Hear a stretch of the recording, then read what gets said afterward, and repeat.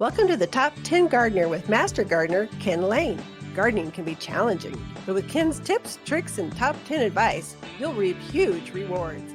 Now, welcome your garden host, Ken Lain. So lots of holiday plants going out right now from the garden center, at least here in Prescott. So we're kind of famous for our poinsettias, Christmas cactus, even houseplants are going out. I've noticed quite a few bigger trees. That is pine, spruce, firs, the big evergreen trees. So people are decorating or adding to, and it is perfectly fine to plant right now. It is absolutely a great time to plant.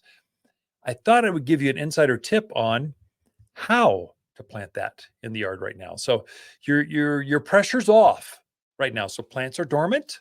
They're moving, they're alive, but they're in stasis. They're kind of slow motion. And that's why it's so difficult to make a mistake by planting now. If you do make a mistake, it will be you planted it, walked away, and didn't do anything until it wakes up next March. So it's going to need some care over the next 8 to 12 weeks. It's going to need some water, basically, a couple times a month. And when you're planting it, the secret is making sure you hydrate that surrounding soil well, because that moisture will stay there for a long time. It'll stay around that root ball for a couple of weeks, which is great. Whereas if you were to plant this in March when it's windy and dry, in June when it's just blistering sun, you'd have to water that thing every 2-3 days. Now you don't. So the pressure's off. The plant likes it because it'll wake up next spring and go, what happened? I went to bed. I was at the farm and I was growing in this beautiful bucket and now I'm in the yard. What is this? And so here's a couple tricks, especially for evergreen. So I'm planting some Arizona cypress at our yard, just in between the houses. So I want to block between the two buildings, my house and yours. And I don't want to see you in your kitchen, your skivvies, making your coffee. I just don't want to see that. I want to block that off. And so we're planting some Arizona cypress, the fastest growing of the thick, kind of juniper looking types or native looking evergreens. They grow up about 20 feet tall, 12 feet wide. It's perfect for a fast growing screen. And if we plant it now, let's say a nice 15-gallon size, 6, 7, 8-foot tree, it's going to grow even more next spring because it's going to root out some and it will just wake up and go, it must be okay. I'm going to grow right here. So I'll get more growth next spring by planting now. Here's how to do it. When you're planting whatever it is, whatever the size of the bucket is, that's as deep as the hole needs to be. You do not need to go very deep. You're going wide. Roots go sideways. There's nothing down there in Arizona soil, especially elevation. There's nothing down there for them. They're not going to go after more caliche and rock, and there's no soil. There's no richness down there. We're not in the Midwest where you've got 6 foot of topsoil. They just have more rock layers down there.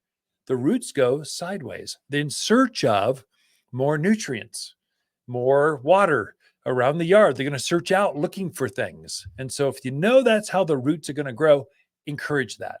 Just go all in. The same depth as the bucket, 3 times the width, kind of saucer shaped. That's the shape of your hole, planting hole. When you dig that hole, when that soil comes out, if you get any debris that's bigger than a golf ball, that has to be screened out, has to be screened. You need to get rid of that junk. It's just going to heat up in summer. I know it's cool now, but it's going to be hot. Those big particles, a big chunky rock doesn't hold enough water molecules to kind of keep things moist. And so you want to screen that stuff out of there. Old roots, they just sit there and compost in the ground. You don't want that. It robs the nutrients. It'll take nitrogen from the tree you're planting in order to feed the composting roots and weeds and that kind of stuff. You don't leave that stuff on the ground. Get it out of there. Of course, boulders, rocks. Some of you live on the rock piles.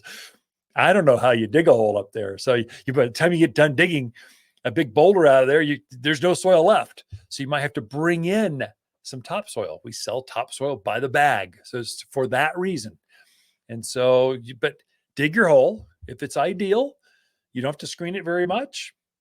You just amend what's left over with some compost, so premium mulch. So we do make a composted bark product that looks real rich and looks like coffee grounds, only a little bit bigger.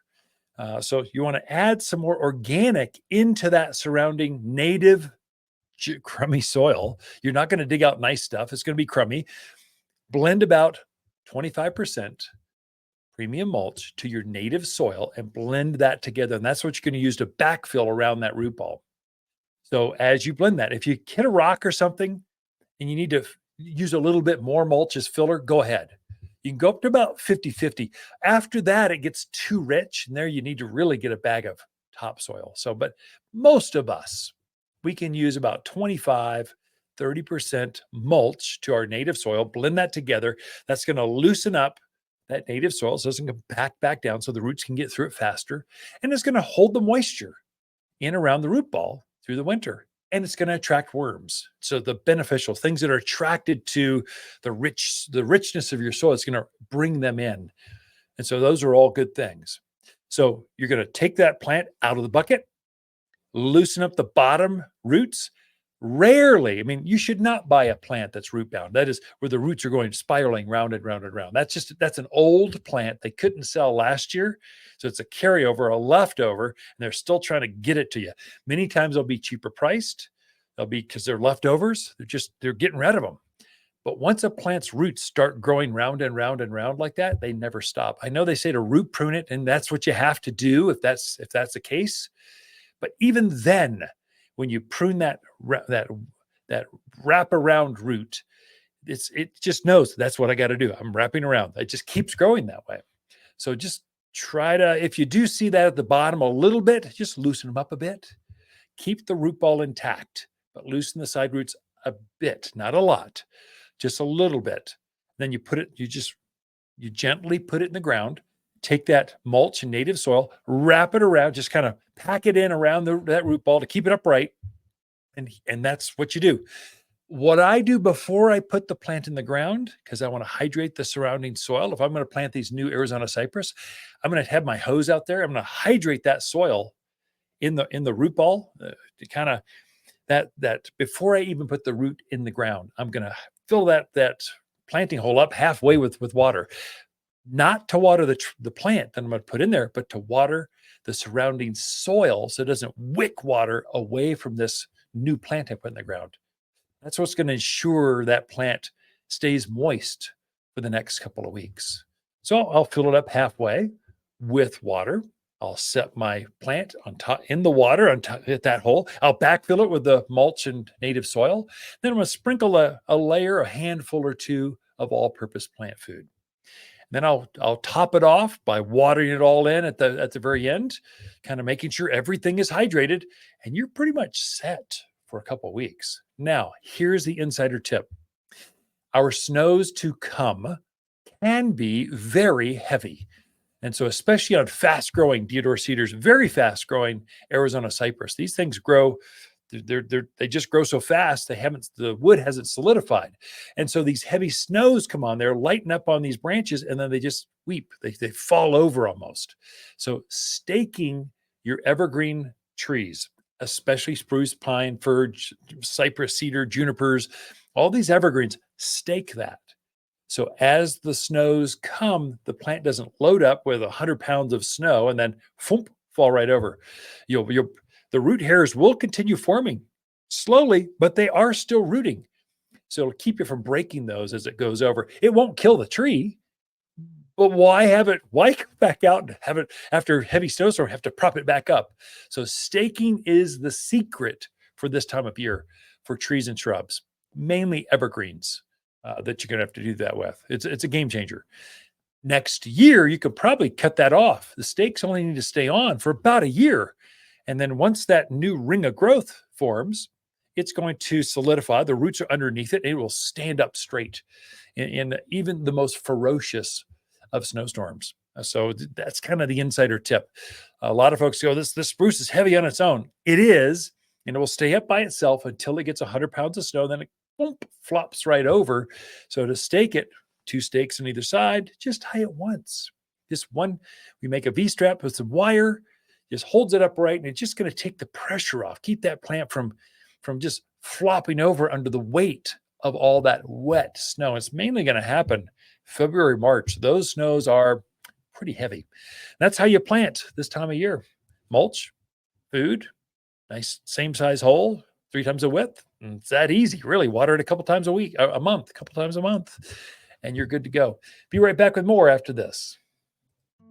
For luxurious evergreens in the yard, look no further than Watters. We have a luscious selection of evergreens that look their best in winter, so you can enjoy a beautiful landscape no matter the cold. Locally grown for stunning appearance and ability to thrive in cold weather. Perfect for that touch of luxury your neighbors are sure to be jealous of. Luxurious evergreens at Watters Garden Center in Prescott and wattersgardencenter.com. Your one-stop shop for evergreens. Visit us today. You're listening to Garden Master Ken Lain, owner of Watters Garden Center in Prescott. Join his daily podcast for timely garden advice seasonally right for the gardens. Ken can be found throughout the week at Watters Garden Center in Prescott or through his website at top10gardener.com.